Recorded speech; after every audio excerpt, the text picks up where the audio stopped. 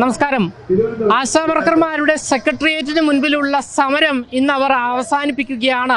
ഇനിയുള്ള സമരം ജില്ലാ തലത്തിലായിരിക്കുമെന്ന് ആശാവർക്കർമാർ നിലവിൽ വ്യക്തമാക്കിയിട്ടുണ്ട്. എന്തായാലും ഇന്നത്തെ ഈ പരിപാടി ഉദ്ഘാടനം ചെയ്യാൻ വരുന്നത് പ്രതിപക്ഷ നേതാവായ ശ്രീ വി.ഡി. സതീശനാണ്.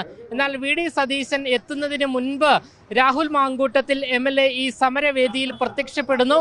ഇതിന് പിന്നാലെ വി.ഡി. സതീശൻ വരികയാണ് ചെയ്തത്. അതായത് ആദ്യം രാഹുൽ മാങ്കൂട്ടത്തിൽ വരുന്നു. രാഹുൽ മാങ്കൂട്ടത്തിൽ വന്ന് അല്പസമയം നിൽക്കുകയും ഈ സമരവേദിയിൽ പ്രസംഗിക്കാതെ അദ്ദേഹം ഈ വേദിയിൽ നിന്നും പുറത്തേക്ക് പോവുകയും ചെയ്യുന്നു. ആ പുറത്ത് പോയ ആ ഒരു സമയത്താണ് 5 മിനിറ്റിനുള്ളിൽ വീണ്ടും വി.ഡി. സതീശൻ ഈ വേദിയിൽ എത്തുന്നു. അതിനുശേഷം ഉദ്ഘാടന പ്രസംഗം നടത്തുകയും അദ്ദേഹം മടങ്ങിപ്പോവുകയും ചെയ്യുന്നു. ഇതിന് ശേഷം വീണ്ടും രാഹുൽ മാങ്കൂട്ടത്തിൽ ഈ വേദിയിലെത്തുകയായിരുന്നു. ഈ വേദിയിലെത്തി ആശാവർക്കർമാരുടെ വിഷയം ഉൾപ്പെടെ സംസാരിക്കുകയും പ്രസംഗിക്കുകയും എല്ലാം ചെയ്യുകയും ചെയ്തു. എന്തായാലും അതിനാടകീയമായ ഒരു സംഭവം തന്നെയായിരുന്നു ഇന്ന് ആശാ സമരവേദിയിൽ അരങ്ങേറിയത്. ആദ്യം ആ ദൃശ്യങ്ങൾ നമുക്ക് കാണാം.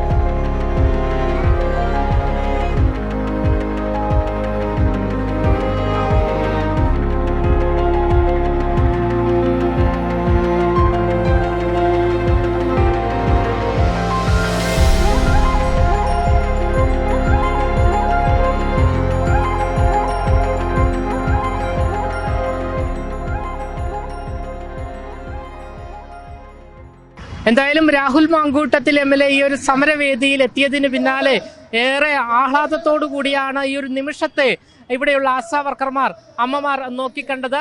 രാഹുൽ മാങ്കൂട്ടത്തിനെ വാരിപ്പുണരുന്ന ഒരു നിമിഷം തന്നെയായിരുന്നു അത്. നമുക്കത് ദൃശ്യങ്ങളിൽ നമുക്ക് വ്യക്തവുമാണ്.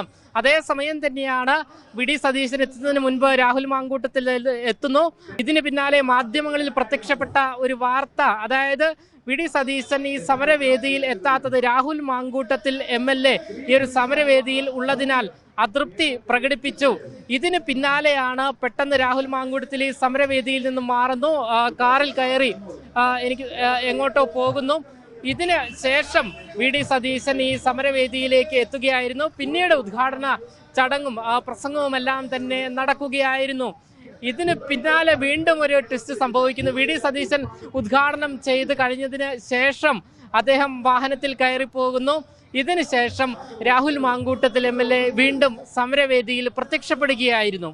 ക്യാമറമാൻ അനുവിനൊപ്പം അമൽ രുദ്ര, മറുനാടൻ മലയാളി, തിരുവനന്തപുരം.